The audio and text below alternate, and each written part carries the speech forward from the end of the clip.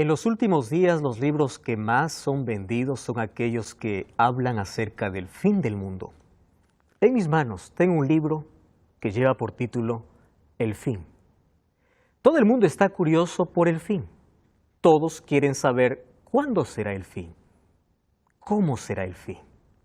Lamentablemente hay muchas personas que buscan alguna profecía barata, profecía inventada, o algunos seres humanos que por allí se levantan alertando de que el fin será de una manera diferente a lo que Dios predijo. Sin embargo, si quieres conocer realmente el futuro, no leas cualquier libro que hable del fin. Anda directamente al libro que te habla y te revela acerca del futuro, y es la Biblia. Bienvenido a la 10ª temporada de Biblia Fácil. Una vez más, estamos juntos para poder abrir la Biblia. Un abrazo para ti que estás viendo allí en casa, junto a la familia, junto a tus amigos. Toma tu Biblia, abraza tu Biblia, abre tu Biblia. Vamos a analizar durante toda esta serie el libro de Apocalipsis. Y ya sabes que para cada temporada yo no estoy solo, sino estoy acompañado. Y hoy quiero presentarte a mis amigos con quienes vamos a compartir esta temporada. Voy a dar la bienvenida aquí a Nancy, está aquí también Karina, ¿verdad? Está Felipe, Pablo, Walter y Gabriel. Ahora sí me aprendí los nombres de todos. Bienvenidos, amigos. Ustedes están representando a cada país y a cada persona que está viendo desde casa este programa. Nos da mucha alegría de poder comenzar con ustedes esta 10ª temporada. Y vamos a hablar acerca del libro de Apocalipsis. Hoy iniciamos con el primer tema. El primer tema es un océano de esperanza. Todos conocemos el mar, todos conocemos el océano. Hemos ido muchas veces a las playas los fines de año, ¿verdad? O en vacaciones. Y cuando uno está frente al mar tiene dos opciones, o solo tomarse foto en la orilla o sumergirse, ¿verdad? Gabriel, ¿tú qué haces cuando vas al mar? ¿Miras o te sumerges? Me sumerjo, es obvio, ¿verdad?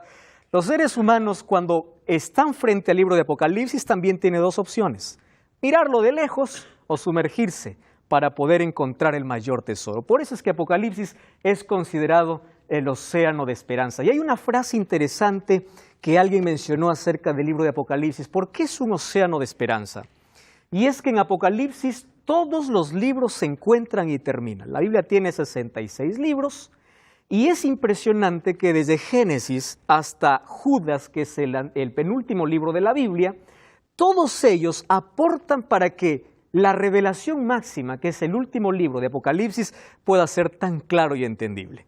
Entonces, el Apocalipsis es como un océano enorme donde toda la Biblia son como ríos, ¿verdad? Que van a alimentar y van a llenar esa máxima revelación, porque finalmente vamos a descubrir quién es Jesucristo. Y nuestro mayor interés es que Apocalipsis nos pueda revelar a Cristo. Y es por eso que vamos a abrir la Biblia, vamos a hacer una pequeña oración para poder estudiar el libro de Apocalipsis. Acompáñanos tú que estás ahí en casa. Querido Dios, pedimos que el Espíritu Santo sea nuestro profesor, sea nuestro maestro al abrir tu palabra. Danos por favor la sabiduría, danos tu poder, danos tu iluminación, ilumina nuestra mente para que podamos llegar a la comprensión de este mar de revelaciones, que es un mar de esperanza, de consuelo, de fortaleza. Vamos a abrir el último libro de la Biblia, el libro que ha sido ignorado, que ha sido rechazado, que es poco leído. Ese libro hoy queremos que puedas colocar en nuestro corazón para que al poder descubrir esta verdad podamos vivir a la altura de ella. Bendice a todos nuestros amigos que están aquí con nosotros, bendice a aquellos que están mirando este programa a través de YouTube, a través de Facebook, ahí están en casa junto a la familia reunido, están listos para abrir tu palabra. Pedimos que tu Santo Espíritu nos muestre esta máxima revelación. En el nombre de Jesús. Amén. Muy bien, aquí estamos todos sentados, yo también voy a sentar y quiero que te sientes allí cómodo en el sofá, en el lugar donde tú estás, porque hoy vamos a hablar acerca del libro de Apocalipsis, de cómo este mar se construye y por qué es el último libro de la Biblia. Vamos a conversar un asunto importante. Miren, cuando hablamos acerca de Apocalipsis, Apocalipsis probablemente sea la palabra que más da terror, ¿verdad? Cuando nosotros vemos diversas películas, cuando quieren mostrar alguna cosa terrorífica, le ponen un título, Apocalipsis. La gente relaciona Apocalipsis con miedo, con terror, lo asocia con guerras, lo asocia con todo lo peor que puede existir. Una película que tiene éxito y dice Apocalipsis porque de seguro va a tener alguna escena de terror. Hollywood ha tratado de vender ese concepto equivocado de Apocalipsis para toda la gente. Entonces, lamentablemente, hoy cuando las personas abren la Biblia y encuentran Apocalipsis, dicen, yo no lo leo. ¿Por qué? Porque en su mente está que es igual que lo que se presenta en una película, lo que se presenta en el concepto que no es bíblico. Apocalipsis es un libro terrorífico.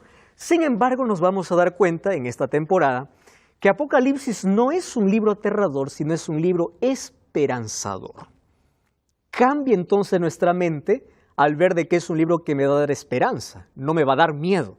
Por eso necesitamos leer el libro de Apocalipsis. Una de las cosas por las cuales nosotros tenemos que leer Apocalipsis es porque es el libro que revela el futuro.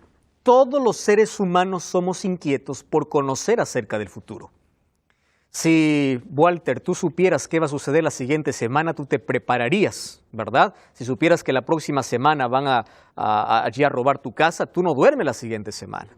Por supuesto, ¿por qué? Tú estás preparado si es que supieras el futuro. Los seres humanos queremos aprender el futuro. Lamentablemente, hay algunos que buscan el futuro en el lugar equivocado. Hay personas que quieren conocer el futuro en un horóscopo, ¿verdad? No comienzan el día sin ver su número de suerte, sin ver qué color tienen para ese día, etcétera, etcétera. Sin embargo, la Biblia nos habla acerca del futuro. Nos dice qué cosas acontecerán. Y ahora miren qué cosa es lo importante lo que voy a decir ahora. La persona que lee Apocalipsis y comprende Apocalipsis no tiene miedo a los acontecimientos, porque cualquier cosa que sucede, él ya sabe que iba a suceder. Entonces no es un escándalo para un cristiano. Un cristiano no se asusta, un cristiano espera preparado. Por eso se escribió Apocalipsis, para que no cause sorpresa los acontecimientos finales. Ustedes ya vieron los escándalos que se arman por allí, por redes sociales, por internet, por la TV, por los medios de comunicación. Cuando algo sucede, el cristiano mira las noticias y dice, para mí no son noticias, para mí son señales. Porque ya tiene o ya sabe por anticipado el futuro. El ser humano siempre ha intentado conocer el futuro por otros medios, ¿verdad? Y aparece allí la bola de cristal, aparecen allí los astros, aparecen las otras llamadas ciencias o otros caminos diciendo, ¿quieres saber tu futuro? Yo te muestro. ¿Quieres saber? Ahora, ¿quién puede mostrar el futuro o quién puede conocer el futuro? Y mira, vamos al primer texto, Amós capítulo 3, versículo 7, es un texto realmente impresionante. ¿Sabes qué cosa dice? Por favor, Felipe, ¿puedes leer? Allí, ¿puedes tomar el micrófono allí? Léenos, por favor, qué dice Amós 3:7. ¿Por qué no hará nada Jehová el Señor sin que revele su secreto a sus siervos los profetas? ¡Wow! ¡Qué interesante! Ustedes ya se dieron cuenta donde dice, el Señor no hará nada. Quiere decir que Dios, que conoce el futuro porque Él es omnisciente, Él quiere revelarnos el futuro. Pero ¿por medio de quién revela el futuro? ¿Por medio de cualquier persona? No. Profeta. ¿Quién es un profeta? Un mensajero, un portavoz de Dios. Un hombre que Dios elige, no es aquel que se autoproclama, es aquel que Dios escoge. Ahora, en la Biblia nosotros encontramos cómo los profetas o cómo la profecía llegó hasta nuestras manos. Y ahí encontramos la certeza y la seguridad de que eso que los profetas dijeron acerca del futuro viene de parte de Dios. Entonces Apocalipsis es fuente de consuelo, de ánimo, de esperanza, porque nos muestra que después del sufrimiento viene la gloria venidera. El sufrimiento va a ser pasajero, hay un destino glorioso para el pueblo de Dios. ¿Qué cosa más nos muestra? Vamos a entender un poquito el contexto donde fue escrito Apocalipsis. Por ejemplo, Apocalipsis fue escrito aquí en esta isla, es la isla de Patmos, es una isla ahí en el mar Egeo, está a unos 80 kilómetros al sudeste de Asia.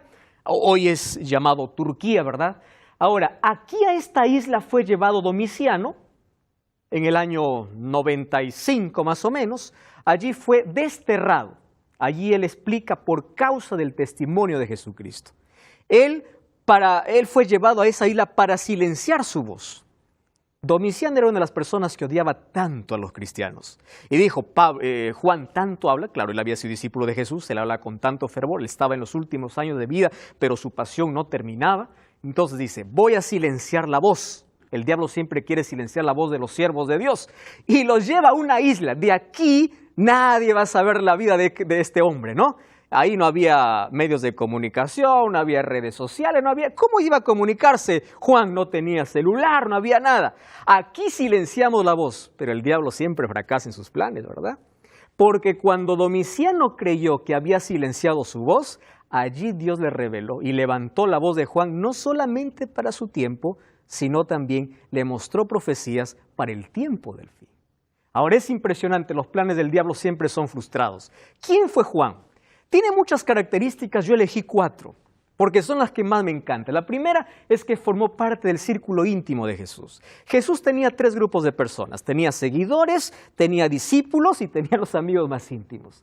A mí me encantan, los seguidores son aquellos que no tenían compromiso, le seguían un día, otro día no le seguían, no había un compromiso con él. Los discípulos son aquellos que estaban al lado de Jesús, caminaron con Jesús, fueron testigos de los milagros de Jesús, pero Jesús tuvo 3 amigos. ¿Verdad? Ustedes recuerdan que esos 3 amigos estuvieron con él en los momentos más importantes. En la transfiguración estaba con 3. En el Getsemaní estaba con 3. ¿Quiénes eran esos 3? Estaba Pedro. ¿Y quién más estaba? Juan y Santiago. Dentro de ese círculo íntimo estaba Juan. Se dice que Juan era el discípulo más joven y el único que recostaba su cabeza en el pecho de Jesús, aquel que podía escuchar los latidos del corazón de Cristo. Era amigo, formaba de ese círculo. Él escribió 3 cartas, primera, segunda y tercera de Juan, que son cartas pequeñas. Escribió el Evangelio de Juan. A mí me encanta el Evangelio de Juan. Juan comienza presentando a Cristo. En el principio era el Verbo. ¿Cómo comienza el Evangelio de Juan? Diciendo, ¿quién es Jesús? Él no se presenta, yo soy Juan. No. Su presentación es Cristo. Ahora, luego escribe Apocalipsis. ¿Y cómo comienza Apocalipsis? No dice, yo estoy escribiendo. A él le importaba que su nombre no apareciese o apareciese. Lo que le importaba era presentar a Jesús. Él amaba tanto a Jesús. Ahora, él también, por su testimonio, dice la literatura judía, que él fue lanzado a un perol de aceite hirviendo. Pero Dios lo protegió, así como Dios protegió a Daniel del foso de leones. También no permitió que pueda morir. Y después de ello fue desterrado recién a la isla de Patmos. Ahora, es interesante que el libro de Apocalipsis se escribió en tiempo de hostilidad romana hacia el cristianismo. Yo les explico un momento porque esto es interesante comprender por qué es que Apocalipsis está escrito de esa manera. Miren, se escribió en tiempo de hostilidad romana. Augusto, el primer emperador, fue aquel que fomentó la adoración al emperador.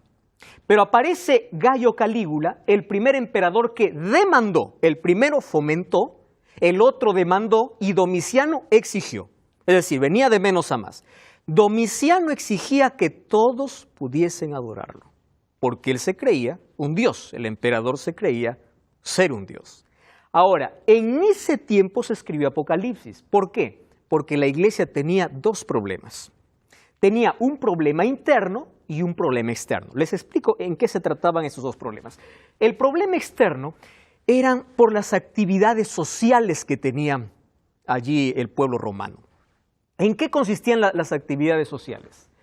En que ellos tenían que rendir culto al emperador y ellos necesitaban estar en todas las fiestas, ¿correcto? Ahora, esas fiestas les llevaba la embriaguez y ¿qué más? Y también se practicaba la prostitución cúltica. Yo no sé si ustedes alguna vez leyeron algún párrafo de lo que se hacía en Roma. La prostitución se practicaba en los templos paganos y se decía que era para adorar y para que la tierra pueda ser fértil.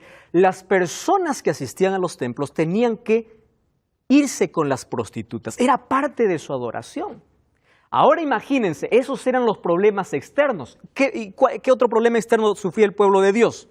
Es que ellos eran considerados ateos. ¿Por qué eran considerados ateos? No porque no adoraban a Dios, sino porque no adoraban ¿a quién?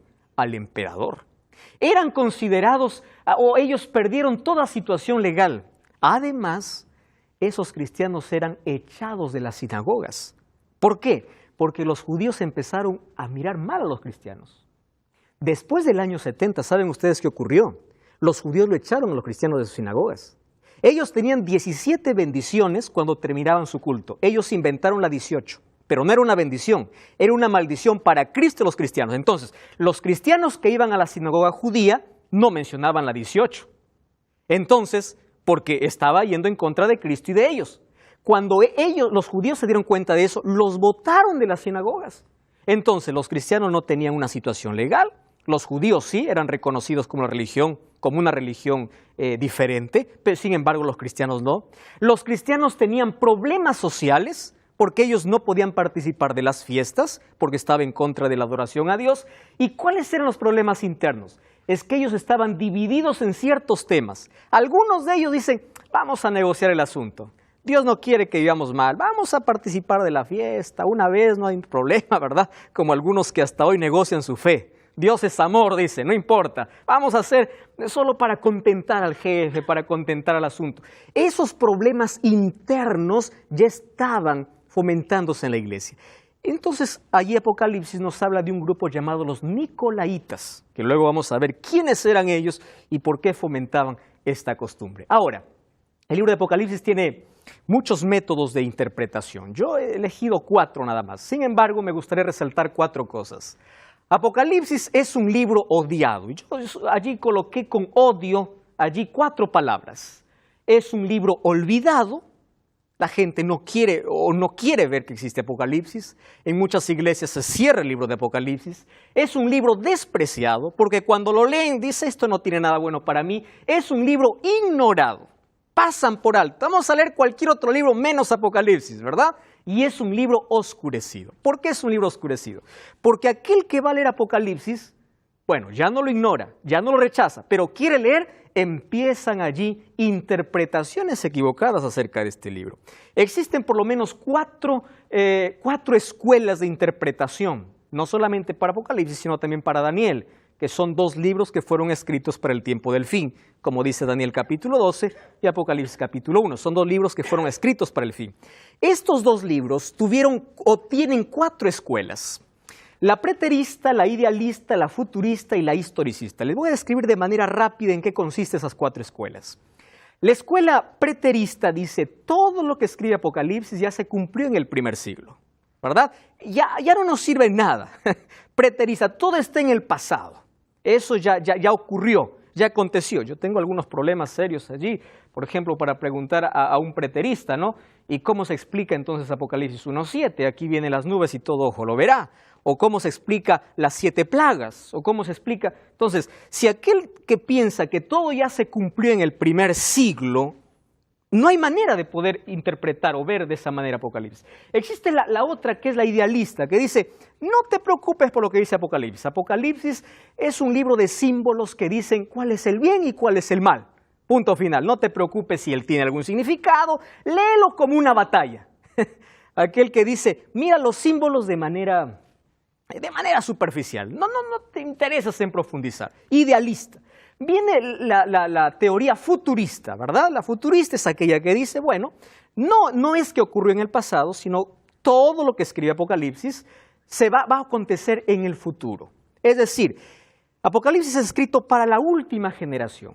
Es escrita para la generación que va a ver a Jesús. Pero tampoco se puede interpretar de esa manera. ¿Por qué? Porque eso significa que antes de la venida de Jesús habrían periodos tan largos como los 42 meses, los 1260 días o 1260 años. Entonces tampoco cuadra en la interpretación. Ahora, existe una interpretación que es la historicista. Lo voy a decir de manera simple. La historicista cree que Dios está al control de la historia. ¿Qué significa eso? Que hay acontecimientos que ocurrieron en el pasado, hay acontecimientos que están ocurriendo y hay acontecimientos que sucederán. Es decir, Dios allí interpretando o mostrando a su pueblo la profecía que ocurrió, que ocurre y que ocurrirá. Pueden abrir sus Biblias, por favor. Apocalipsis capítulo 1, versículo 19. Miren lo que dice Apocalipsis capítulo 1, versículo 19.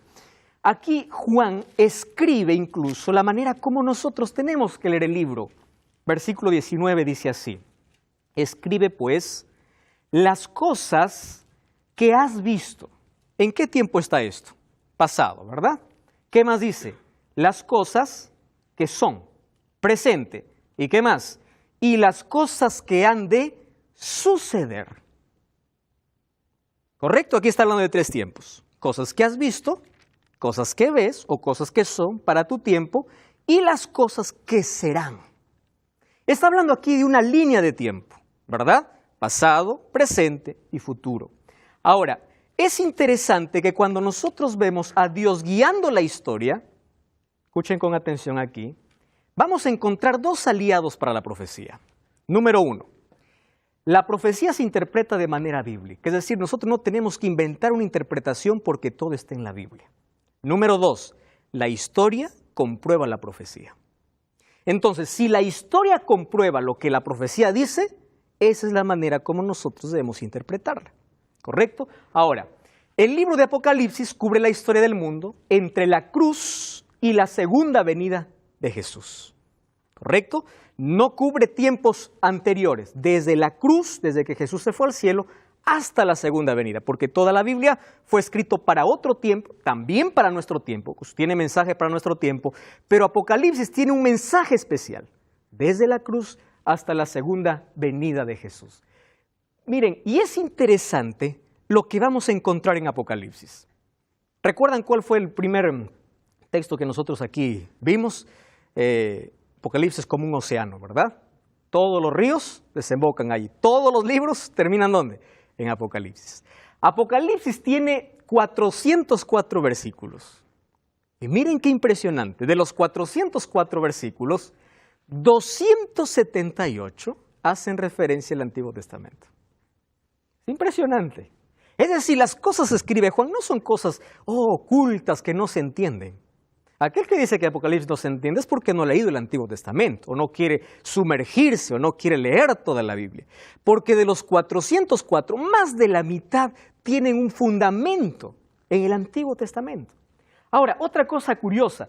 Allí algunos dicen, ¿por qué Apocalipsis fue escrito en símbolos, verdad? ¿Por qué bestias? ¿Por qué cuernos, ojos? ¿Por qué tan complicado el asunto? ¿Recuerdan que Jesús contaba o traía el reino de los cielos a través de parábolas? ¿Lo decía de manera directa? No, lo hacía a manera de parábolas. Ahora, un día sus discípulos le preguntaron, le dijeron, ¿por qué hablas en parábolas? Y Jesús le responde así, en Lucas capítulo 10, capítulo 8, versículo 9 y 10 dice, para que viendo no vean y oyendo no entiendan. Es decir, a ustedes les he dado a conocer los misterios del reino porque ustedes tienen interés. ¿Por qué Dios tuvo que revelar ese libro en símbolos? Por tres razones. Escuchen aquí. La primera razón, para despertar curiosidad en el lector. Imagínate, ahí encuentro una bestia. Si despierta mi curiosidad, me va a llevar a profundizarme en el tema. Número dos, Dios no quiere lectores superficiales. Dios quiere aquellas personas que buscan la verdad y lo hagan a profundidad, ¿de acuerdo? Número dos, Dios colocó en símbolos, ¿para qué? Los símbolos son universales, ¿verdad? León es león en todo lado. Cuerno es cuerno en todo lado. Los símbolos son universales. Y número tres, para proteger el texto. Porque hay algunas profecías que eran reveladas a Juan que tenían que ver con algunos emperadores o con el Imperio Romano. Si el Imperio Romano hubiese leído que hay cosas que están hablando en su contra, hubiese destruido el libro, ¿correcto? Entonces Dios prefirió allí velar ese contenido a través de símbolos, pero esos símbolos tendrían una base en toda la Biblia. Es interesante que el Apocalipsis se edifica sobre la base de los actos de salvación de Dios en el futuro, pero que serán parecidos a los actos de liberación de Dios en el pasado. En Apocalipsis encontramos el cántico de Moisés. ¿En dónde está fundado eso? En Éxodo. Encontramos plagas para el tiempo final. ¿Dónde comenzaron las plagas? En Egipto. Es decir, así como Dios libró a su pueblo en el pasado, también lo hará ¿cuándo? En el futuro. Él nos da la seguridad de que está al control de todo y de que Él está dirigiendo la historia hacia un final feliz. Lo lindo de Apocalipsis es que el centro del libro es Cristo. ¿Saben cómo comienza el libro de Apocalipsis? Dice así, la revelación de Jesucristo. A mí me encanta esta expresión, porque a Jesús solamente se le conocía como Jesús o como Cristo, pero aquí está uniendo dos nombres, ¿verdad? Jesús, el nombre humano, que es Salvador, Cristo, el Mesías, el nombre divino. La revelación de Jesús, humano y divino, es decir, la revelación total. por eso dice Jesucristo. Ahora, es interesante que en Apocalipsis nosotros encontramos 30 títulos para Jesús. El león de la tribu de Judá, la raíz de David, el cordero. Ustedes saben que la palabra cordero aparece 28 veces en el libro, representando a Cristo como el cordero. Algunos lo mencionan que Apocalipsis es el quinto evangelio. ¿Por qué? Porque el centro del libro es Cristo. Si tú no miras a Cristo en Apocalipsis, vas a mirar solo terror. Pero si miras a Cristo, vas a ver esperanza. Eso es lo que nos trae Apocalipsis. La figura central es Jesucristo. Y ahí en Apocalipsis encontramos que Jesucristo está mostrado por lo menos en 3 grandes figuras. La primera figura de sacerdote. Jesús caminando entre sus iglesias, ministrando a sus iglesias. Luego vemos a un Jesús rey, a un Jesús que es coronado en el cielo, a un Jesús que es soberano y rey sobre todos los reinos. Y luego vemos a un Jesús que lucha, que pelea por su pueblo, que vence a sus enemigos y los lleva a su destino glorioso.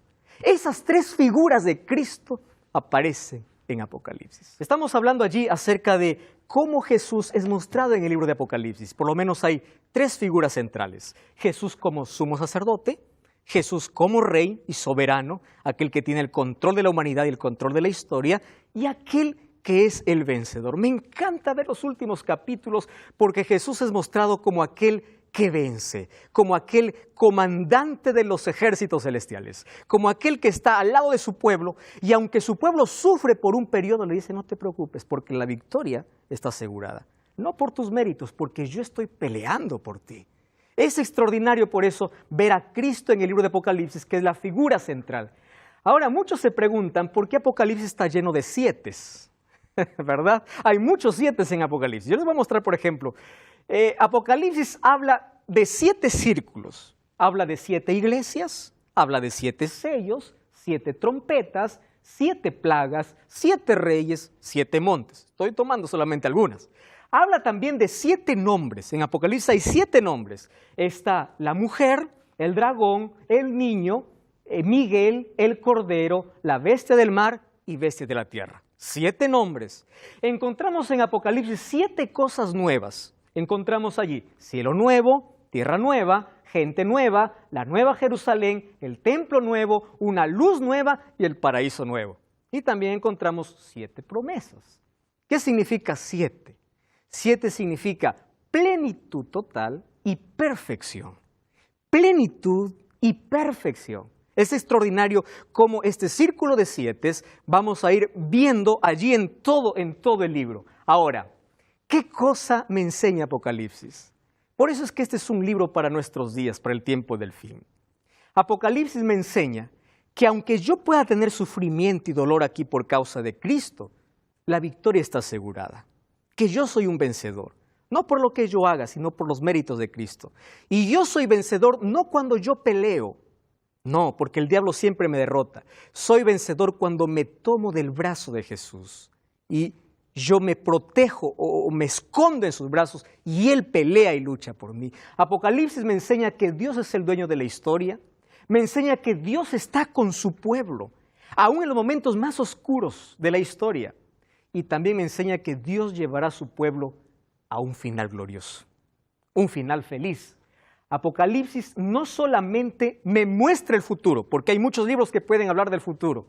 Apocalipsis me dice que Dios sostiene el futuro, que Dios está al control de todo lo que sucede. Ahora, vamos a responder 3 preguntas importantes, por eso vamos a abrir Apocalipsis capítulo 1 y vamos a analizar el primer capítulo de Apocalipsis. Miren, ustedes sabían que los 8 primeros versículos, aquí hay un resumen general de todo el libro de Apocalipsis en sí, en los 8 primeros versículos. Nosotros ahí encontramos desde el versículo 1 hasta el versículo 3 la sección introductoria, luego vemos saludos y doxología a partir del 4 hasta el versículo 6, y en el versículo 7 y 8 el tema principal del libro, es decir, Juan hace un resumen de todo lo que va a hablar en aquel libro. Vamos entonces a la primera parte, que es la introducción. Vamos a leer, ¿está bien? Dice así, la revelación de ¿quién dice? De Jesucristo. ¿Cómo comienza el libro? De una manera extraordinaria. La revelación de Jesucristo. Bueno, en esta introducción, Juan habla acerca del título del libro. Fíjense, ¿cuál es el título del libro? El título del libro sería Revelación. ¿Cuál sería el título? Revelación. La palabra revelación viene del griego, vocablo griego, apocalupsis. Apo significa desde. Lupsis significa un velo. Interesante. Revelación es apocalipsis. ¿Qué significa apocalipsis entonces? Apocalipsis significa sacar la cortina y ver qué hay detrás de ella. ¿Qué hay detrás del velo? Y en Apocalipsis, ¿a quién nos presenta detrás del velo? A Cristo. ¿Por qué la revelación de quién? De Jesucristo. Entonces, ¿qué significa Apocalipsis? No significa miedo, terror, bestia, significa revelación de Cristo. ¿Por qué la gente entonces hoy piensa que Apocalipsis es terror, Apocalipsis es guerra, Apocalipsis es el fin? Es la revelación de Jesús.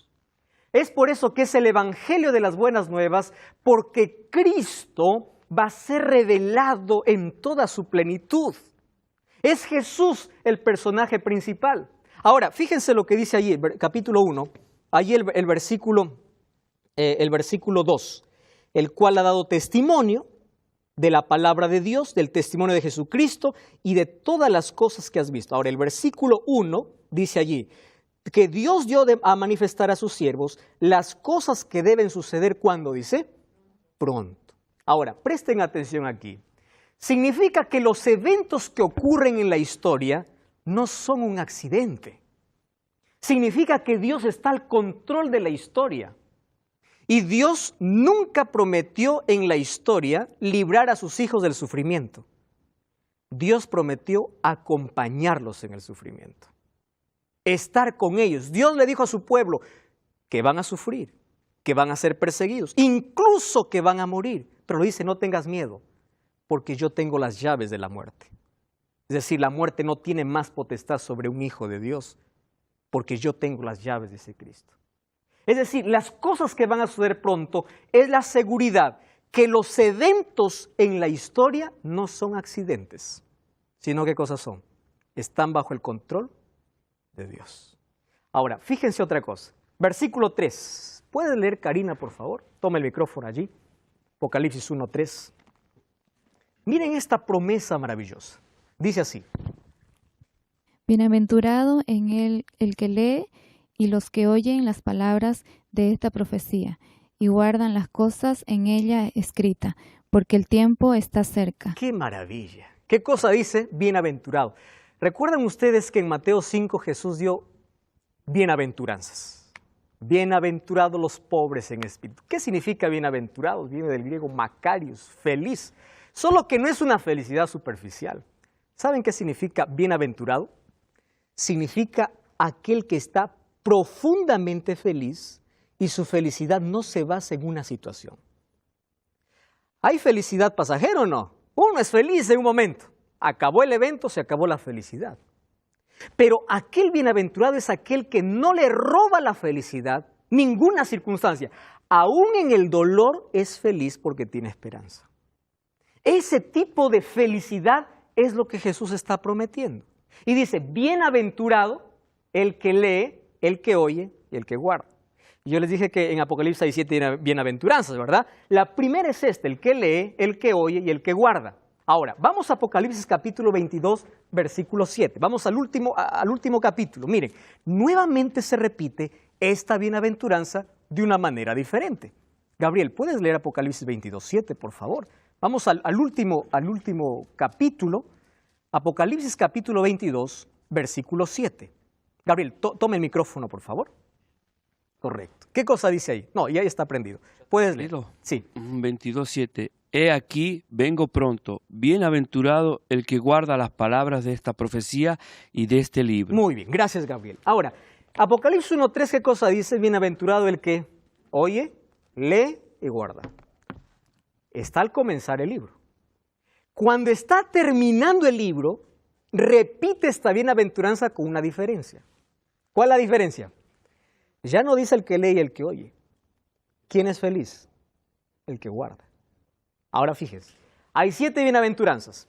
Bienaventurado el que lee, el que oye, el que guarda, los que mueren en el Señor, el que vela y guarda su ropa, los que son llamados a la boda del Cordero, el que tiene parte en la primera resurrección, el que guarda las palabras de esta profecía y los que lavan su ropa. Son las 7 bienaventuranzas del Apocalipsis. Sin embargo, la primera se repite doble. ¿Por qué cree? Escuchen esto. Leer o escuchar es una necesidad, pero atender y obedecer es la respuesta. Es decir, sin respuesta, escuchar no tiene valor.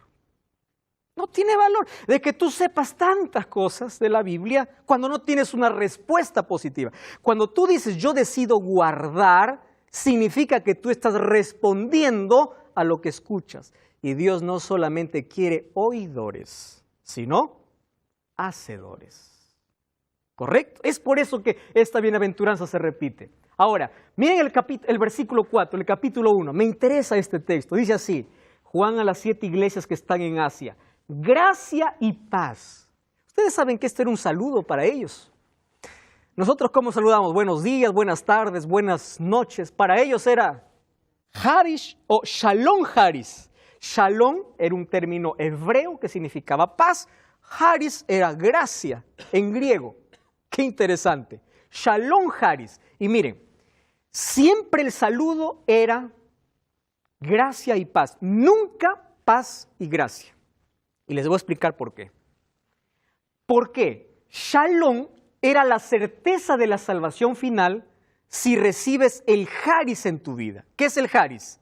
La gracia de Dios. Es decir, no existe paz sin gracia.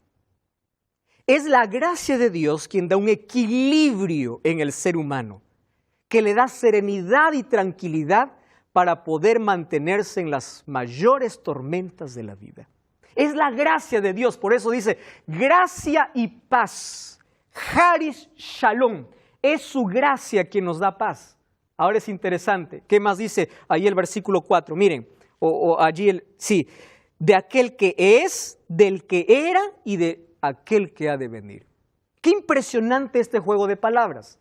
Habla acerca de la existencia de Dios y la presencia de Dios en todo tiempo. Aquel que estuvo en el pasado, aquel que esté en el presente y aquel que estará con sus hijos hasta el final. Ahora, es interesante otra cosa. Hay algunos que han malinterpretado allí este término cuando dice, y de los 7 espíritus que están delante del trono. ¿Cuáles son esos 7 espíritus? La palabra 7 espíritus se repite en el 3.1, 4.5, 5.6, 22.6. Cuando habla de 7, está hablando de perfección y plenitud divina. ¿Recuerdan? 7. ¿Y por qué dice espíritus? Miren, cuando vamos a Isaías capítulo 11, versículo 2, encontramos que el Espíritu Santo tiene 7 características. ¿Cuáles son las características? Espíritu de Jehová, espíritu de sabiduría, de inteligencia, de consejo, de poder, de conocimiento y de temor. Entonces, cuando habla del 7, está hablando de la plenitud divina.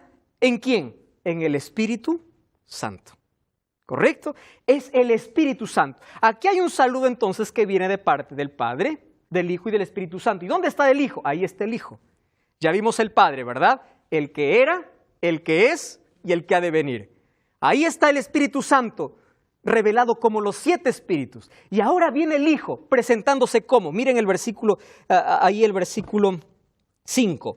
Y de Jesucristo, el testigo fiel, el primogénito de los muertos y el soberano Rey de toda la tierra. Qué interesante. Aquí Dios revelado en su plenitud, Padre, Hijo y Espíritu Santo. Testigo fiel es aquel que testifica la verdad y por su testimonio fue hasta la cruz. Primogénito de los muertos está en mérito a su resurrección. Y cuando dice soberano Rey de la tierra, aquel que ocupa el primer lugar y es soberano en supremacía. Y ahora es lo más lindo de este saludo. Miren el versículo 5, aquel que dice, y es aquel que nos ama, aquel que nos ha lavado de nuestros pecados con su sangre y nos hizo reyes y sacerdotes. Aquí existen 3 tiempos. ¿Cuál es el primer tiempo? Aquel que nos ama. Es decir, esto es continuo. No dice aquel que nos amó o aquel que nos amará. Nos ama continuamente. ¿Qué más dice? Aquel que nos libró. Está hablando de una acción en el pasado. ¿Cuál es esa acción? La muerte de Cristo. Allí nos hizo libres, ¿correcto? Y aquel que nos hizo un reino de sacerdotes. ¿Qué significa eso? El propósito de Dios, que es el resultado de la redención. Es decir, estas tres cosas están en relación a las tres actividades de Cristo. O estas tres actividades es el resultado de los tres títulos que Cristo tiene. ¿Recuerdan cuáles son los tres títulos? Testigo fiel, primogénito de los muertos o soberano, rey de la tierra. O también está en función ¿a quién? Está en función al Padre, al Hijo y al Espíritu Santo. Aquel que nos ama, aquel que nos libró y aquel que nos hizo un reino. ¡Qué extraordinario! Ahora viene el tema del libro de Apocalipsis. Miren el versículo 7. Dice así: he aquí, Él viene con las nubes. ¿Y qué dice? Y todo ojo lo verá. Y aquellos que lo traspasaron, y todos los linajes de la tierra se lamentarán por causa de él. ¿Y cómo termina ese texto? Diciendo, sí, amén. ¿Qué significa amén? ¿Y qué significa sí? Sí. Aquí Juan está nuevamente tomando dos términos, un hebreo y un griego. ¿Correcto? Sí, amén. Amén es una palabra hebrea que significa verdadero. Es verdad, así será, así sea. Ahora, y griego es la palabra nai, que significa sí. Cuando él une estas dos palabras, está diciendo, con certeza y seguridad, realmente Él viene.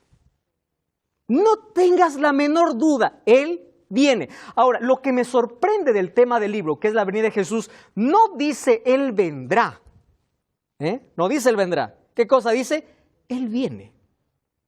Ese viene está hablando como una acción que ya se está realizando. ¿O no? Él viene, Él está viniendo. ¿De qué está hablando? De la inminencia de la venida de Cristo. Porque Cristo va a volver y para ti está volviendo. Y para ti puede volver hoy. ¿Cuándo viene Cristo? Hoy. ¿Qué? Hoy va a venir Cristo. Cuando nosotros cerramos nuestros ojos y morimos, Cristo ha venido para nosotros. Porque ya no hay más oportunidad. Cristo viene, su venida es cierta, es inminente. Y ahí dice, nai amén. ¿Qué significa? Sí, realmente, Él viene, no tengas alguna duda. El tema del libro es la venida de Jesús. Miren el versículo 8, este es lo más lindo. Allí Jesús dice, yo soy el alfa y el omega, el principio y el fin. ¿Qué más dice? El que es, el que era y el que ha de venir, el Todopoderoso. ¡Qué extraordinario! He aquí vienen las nubes y todo ojo lo verá. Y ahí Apocalipsis 1:8 dice, yo soy el alfa y el omega. Soy el principio y el fin. Amigos, Cristo hoy nos hace una invitación extraordinaria. ¿Dónde estaba Juan escribiendo el libro? En la isla de Patmos. Juan ya estaba ancianito, estaba en los últimos años de vida. Pero aunque los años pasaron, su fidelidad cada vez era mayor. Y cuando él creía que estaba solo y desterrado, apareció Cristo para decirlo, Juan, no temas, tu vida está en mis manos, yo soy el primero y el último, yo vengo. ¿Sabe qué me hace pensar esto? Que aun cuando nosotros nos sintamos tan solos en esta vida y estemos encerrados en nuestra propia isla, aparece Cristo para decir, no temas, yo estoy aquí contigo. Yo estuve en tu pasado, estoy ahora en tu isla, aunque creas que estás solo en esta vida, no lo estás. Y yo pronto vendré por ti. La promesa más linda que encontramos en la Biblia es la vuelta de Jesús. Más de 300 veces dice que Cristo regresa y viene para poner fin al dolor y a la muerte. Dios está contigo en los días más oscuros, en los días nublados, en los días lluviosos, en los días de soledad, diciendo, yo siempre estuve en tus momentos de dolor como en tus mayores alegrías. Y siempre estaré a tu lado hagas lo que hagas, nada hará que yo pueda amarte menos. Si Dios fue capaz de dar su sangre, si Cristo dio su vida en una cruz por ti, significa que tú eres de gran valor para Él. Probablemente tú no entiendes la situación que te está pasando. Estás allí en la isla como Juan. Te sientes solo, te sientes abandonado. Tienes el corazón hecho pedazos. La enfermedad está acabando con tu vida. Tienes solamente algunos días de vida. Y Cristo viene y te dice, no temas. Yo estaré en el futuro. Yo estoy ahora contigo. Yo estoy aquí para abrazarte. Tú no estás solo. Yo vencí la muerte. Y si tú entregas tu vida, yo tengo poder para resucitarte. No tengas miedo ni siquiera a morir. Porque si tú confías en mí, yo tengo vida eterna para ti. Dime si no vale la pena entregar la vida a Jesús. Dime si no vale la pena confiar en alguien que dio todo por nosotros. Dime si no vale la pena mirar a Cristo. No importa en qué isla tú estás. No importa si te sientes desterrado, despreciado, menospreciado por los demás o te sientes sin valor. Mira al cielo. Hay un Dios que te ama y hoy quiere abrazarte. Hay un Dios que siempre está a nuestro lado. Y no importa la isla que nosotros pasemos, Él siempre va a estar allí para decirnos, yo estuve, yo estoy, yo estaré todos los días hasta el fin del mundo. ¿Acaso no vale la pena confiar en ese Dios? ¿Acaso no vale la pena entregar la vida a ese Jesús? Aquel que estuvo muerto y resucitó, aquel que venció la muerte, Él es el que está con nosotros. Él es nuestro Salvador, Él es nuestro Rey, Él es soberano del universo. Y hoy también quiere ser soberano de nuestra vida. ¿Podemos orar juntos? Querido Dios, queremos entregarte nuestro corazón en gratitud a tu amor, a todo lo que hiciste por nosotros. Gratitud por el libro de Apocalipsis, porque nos traes revelación de esperanza, porque al abrir este libro vamos a conocer a Jesús en su plenitud, ese Jesús que llena nuestro vacío, aquel que suple nuestras carencias, aquel que nos hace verdaderamente felices. Y hoy queremos entregarte nuestra vida. Quiero pedirte por aquella persona que está sufriendo en la isla de soledad, aquella persona que se siente solo, abandonado, enfermo, o está pasando por una crisis y siente que a nadie le importa su dolor. Abrázalo donde tú estás y dile, yo siempre estaré contigo. Danos tu bendición y te entregamos nuestra vida. En el nombre de Jesús. Amén.